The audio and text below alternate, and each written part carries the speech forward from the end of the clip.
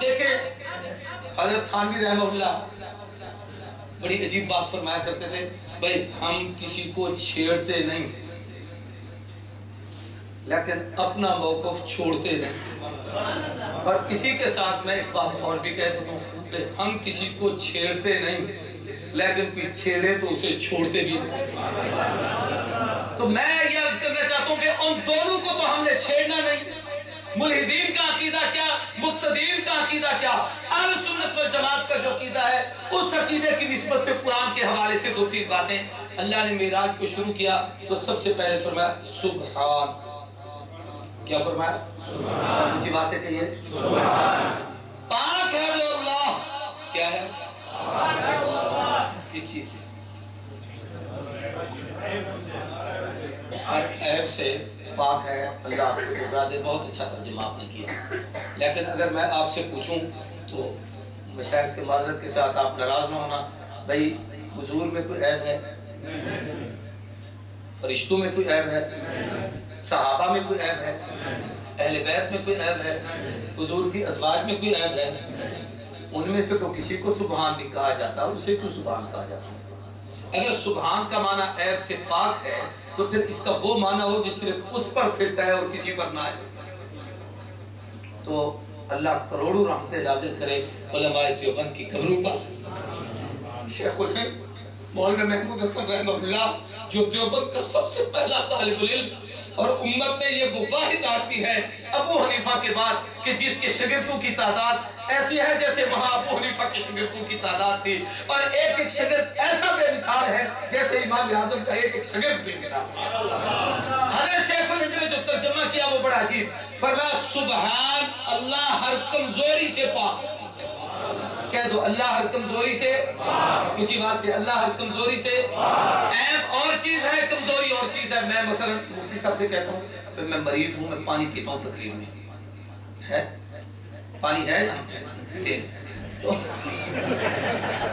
میں جو مسئلہ سمجھانا چاہتا ہوں اس کو سمجھے ہنسے ہی۔ اب یہ بچے بھائی نے مجھے پانی دیا، یہ میں پانی پیتا ہوں،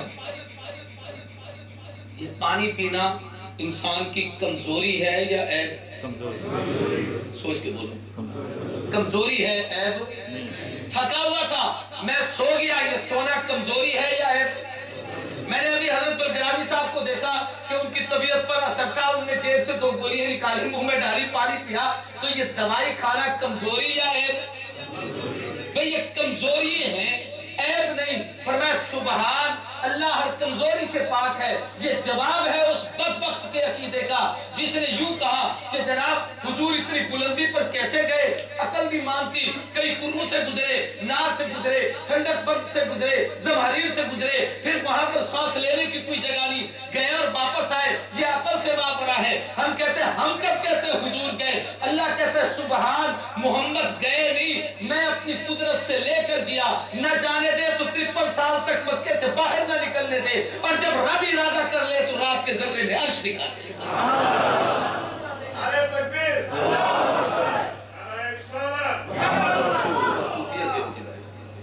توجہ میری طرف۔ تو میں عرض کر رہا ہوں کہ سبحان اللہ ہر کمزوری سے۔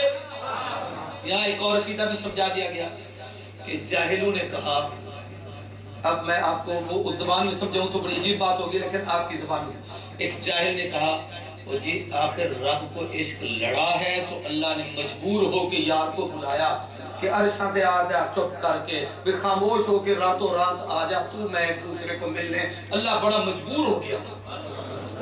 یہ کسی جاہل کا عقیدہ اور آپ کے یہاں رہنے والے جاہل کا تو اللہ نے کہا سبحان، اس کا کیا معنی؟ کہ کسی کے عشق میں چھرنا، کھلنا، تڑپنا، مرنا، بے چین ہونا، پریشان ہونا، یہ مخلوق کی کمزوری ہے۔ وہ سبحان ہر کمزوری سے پاک ہے۔ وہ جو اپنے محبوب کو لے گیا اس لیے نہیں، وہ اپنی قدرت کے نظارے دکھانا چاہتا ہے، اپنے محبوب کی عظمت دنیا پر آشکارا کرنا چاہتا ہے۔ فرمایا سبحان پاک ہے وہ اللہ الذی اسری بعبدہ جس نے اپنے بندے کو سیر کرائی۔ مولانا ادریس قادری رحمہ اللہ بہت بڑے محدث گزرے ہیں، ہمارے بزرگوں میں سے ہیں اور وہ بڑے عظیم آدمی تھے۔ حضرت انور شاہ کے شاگردوں میں انہوں نے ایک عجیب نکتہ لکھا ہے کہ جہاں اللہ اپنے محبوب کو اپنی قربت میں لے جاتے ہیں تو وہاں قرآن میں لفظ عبد استعمال فرمایا، اور جہاں محبوب کو مخلوق کی طرف مبعوث فرمایا وہاں لفظ رسول استعمال فرمایا، کہ جب رب بھیج رہا ہے بندوں کی طرف تو دنیا کو پتا چلے کہ یہ تمہارے جیسا نہیں کہ جیسے تم اپنے آپ کو سمجھتے ہو، تم خطا کے پتلے ہو، تم غلطیاں کرتے ہو، تم جھوٹ بولتے ہو، تم واہی تباہی کی باتیں کرتے ہو۔ یہ رسول ہے، ہر وقت خدا کی نگرانی میں رہتا ہے، تم میں اولو العزم اور باعظمت اور باکمال اور ہر قسم کی خوبی والا ہے، یہ ہر وقت وہی والا ہوتا ہے۔ تو فرمایا جب ادھر بھیجا تو رسول کہا تاکہ تمہیں سمجھ آئے کہ نبی کا مقام کیا ہے، اور جب نبی کو اپنی طرف بلایا تو فرمایا اسرا بعبد ہی، عبد کہہ کر یہ مسئلہ سمجھایا کہ یاد رکھنا یہ جب وہاں گئے ہیں اس کی قربت میں گئے ہیں تو یہ عبد بن کر گئے تاکہ دنیا کو پتا چلے کہ نبی یوں تو پوری کائنات کے سردار ہیں، حسینوں میں احسن ہیں، جمیلوں میں اجمل ہیں، شریفوں میں اشرف ہیں، فاضلوں میں افضل ہیں، کائنات کے سردار ہیں، امام الانبیاء ہیں، پر جب رب کی قربت میں گئے ہیں تو اسرا بعبد ہی، یہ عبد رہے، وہ معبود رہے، یہ منگتے رہے، وہ دیتے رہے، یہ طالب رہے، وہ مطلوب رہے، یہ قاصد رہے، وہ مقصود رہے، یہ عابد رہے، وہ معبود رہے۔ اس نے بڑا قریب کیا، فاوحا الی عبدہ ما اوحا، بڑا قریب کیا، ثم دنا فتدلی فکان قاب قوسین او ادنی۔ اس قربت میں بھی آ کر غلط فہمی کا شکار نہ ہونا کہ وہ اور یہ ایک ہو گئے، فرمایا جتنا قریب کیا یہ اپنی ربوبیت سے نہیں نکلے، وہ اپنی عبدیت سے نہیں نکلے، یہ پھر بھی سبحان رہے، وہ پھر بھی عبد۔ اچھا بھائی، باتیں تو بہت ساری ہیں، اب میں وہ ساری اس وقت نہیں بیان کر سکتا، آگے چلتے ہیں۔ فرمایا لیلاً معراج، رات کو، کس وقت بھائی؟ پریشان ہو گئے، رات کو معراج کس وقت ہوا تھا؟ رات کو۔ رات کو کیوں، دن کو کیوں نہیں؟ اس کی بڑی حکمتیں ہیں، اس پر کتابیں بھری ہوئی ہیں، وہ ساری اس وقت بیان کرنے کی صلاحیت نہیں اور وقت بھی نہیں ہے کہ اللہ نے بہت سارے کام قرآن اتارا تو انا انزلناہ فی لیلۃ القدر، رات ہے جناب، انا انزلناہ فی لیلۃ المبارکہ ہے تو رات ہے، اقم الصلاۃ لدلوک الشمس الی غسق اللیل ہے تو رات ہے، اسی طریقے سے ومن اللیل فتہجد بہ نافلۃ لک، تہجد ہے تو وہ بھی رات ہے جناب، روزے کی اختتام ہے تو اتم الصیام الی اللیل، رات ہے۔ تو اللہ اپنے محبوب کو بھی رات کو لے گئے، اور اس میں سب سے بڑی حکمت تھی، دن کو جاتے دن کو آتے دنیا دیکھتی، آزمائش اور امتحان نہ ہوتا، امتحان تبھی بنتا کہ جناب رات کو جائیں، رات کو آئیں، صبح کو بتائے۔ ابو جہل نبی کی زبان سے سن کر انکار کر کے زندیق بنتا ہے، ابو بکر نبی کا معراج ابو جہل کی زبان سے سن کر صدیق بنتا۔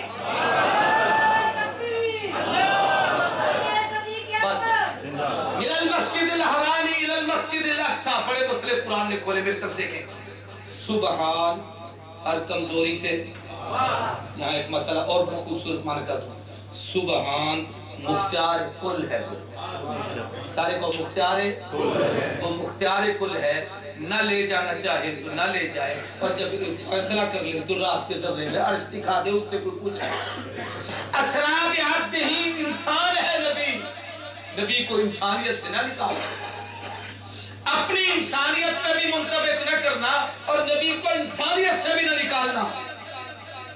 اور من المسجد الحرام الى المسجد الاقصی نے ایک اور مسئلہ سمجھایا کہ جب مسجد حرام میں تھے، مسجد اقصی میں نہیں تھے، تب تو گئے، اور جب اقصی میں تھے یہاں نہیں تھے، وہاں پہنچے تو یہاں ہوتے، تو پھر یہ اللہ دینا بیان کرتا، فرمایا من المسجد الحرام الى المسجد الاقصی، یہاں سے چلے وہاں پر پہنچے، جب یہاں تھے وہاں نہیں تھے، جب وہاں پہنچے یہاں نہیں تھے، تو اشارہ اس طرف تھا کہ جس کے رہنے کی حد، آنے کی حد، جانے کی حد، جس کی معراج کی ابتدا بھی ہے اس کی انتہا بھی ہے، یہ یہاں سے چلے بھی ہیں وہاں پہنچے بھی ہیں، جو حدود و قیود میں ہو وہ ہر جگہ نہیں ہوتا۔ مسئلہ سمجھ آیا کہ نہیں آیا؟ جو حدود و قیود میں ہو وہ ہر جگہ، اونچی بات سے کہو جو ہر جگہ، من المسجد الحرام الى المسجد الاقصی الذي بارکنا حولہ، یہ مسجد اقصی کی عظمت ہے، وہاں سینکڑوں ہزاروں انبیاء علیہ السلام کا مدفن ہے، اللہ کے انوارات و تجلیات اس زمین پر اترے، فرمایا لنریہ من آیاتنا، اللہ معراج کرایا کیوں؟ تاکہ پتہ چل جائے کہ اسے علم غیب نہیں، लिनुरियहु मिन आयातिना, हम अपनी कुदरत के नज़ारे दिखाना चाहते हैं, अपनी कुदरत के अजायबात दिखाना चाहते हैं। अब ये कुदरत के अजायबात क्या थे, इस तफसील में इस वक्त जाने की जरूरत नहीं। मुफस्सिरीन ने इस पर कमाल कर दिया और अजीबोगरीब बातें लिखी है, और उनने लिखने वालों ने उसमें कमाल कर दिया है कि उस रात को हुजूर ने जिब्रील अमीन को भी देखा, ये कि जन्नत को भी देखा, आपने आसमानों की सैर भी की, अल्लाह की कुदरत के नजारे भी देखे, आपने कलम को लिखते हुए भी देखा, आपने जनाब जन्नत पे सैर करते हुए जिब्रील के कदमों की आहट भी सुनी, उमर इब्न खत्ताब के मकान को भी देखा, आलम बरज़ख की कैफियत रहमत कायनात पर आश्काफ की गई, आश्कारा की गई। आपने मुख्तलिफ लोगों का अंजाम भी देखा कि जनाब बड़े बड़े गड्ढे हैं और जनाब कुएं हैं और उनमें आग जल रही है, जनाब उसमें नंगे मर्द नंगी औरतें नहा रही हैं और उसमें जल रही है। वे ये कौन है? फरमाई बदकिरदार मर्द और बदकिरदार औरतें हैं, उनका ये अंजाम है, ये सूदखोरों का अंजाम है, जिनके पेट में आग जलती हुई नजर आती है, उनके मुंह से आग दहकती निकलती हुई नजर आती है। मुख्तलिफ लोगों की कैफियत देखी, ये सब कुछ था। पूरी तवज्जो, एक जुमला मेरा नहीं, मेरी आदत है जिसकी बात हो उसकी तरफ मंसूब करता हूँ। अताउल्लाह शाह साहब बुखारी रहमतुल्लाह के बड़े साहिबजादे थे सैयद अताउल मुनीम शाह, उन्होंने एक बड़ा अजीब नुक्ता बयान किया था। फरमाया अल्लाह ने ये सब कुछ हुजूर को दिखाया, सवाल ये है कि जितनी चीजें हुजूर ने उस रात देखी, इन सब में सबसे अजमत वाली शय हुजूर की जात है, ये वो चीजें सारे कहो हुजूर की जात है। तो सवाल ये है कि हुजूर को अदना चीजें दिखाने दी, अल्लाह जो वहां इतनी कुर्बत पे ले गए, वो अदना चीजें दिखाने के लिए जो सारे मकाम नबूवत से, इनमें से सारी चीजें, जिब्रील है तो हुजूर के गुलाम है, अंबिया को देखा है तो हुजूर के खादिम है, आपने बैतुल मुक़द्दस में इमामत कराई, एजाज अपनी जगह पर मिले तो उनको है। तो ये उनका जुमला है, मेरा नहीं, मैंने कहीं पढ़ा नहीं सुना उनसे।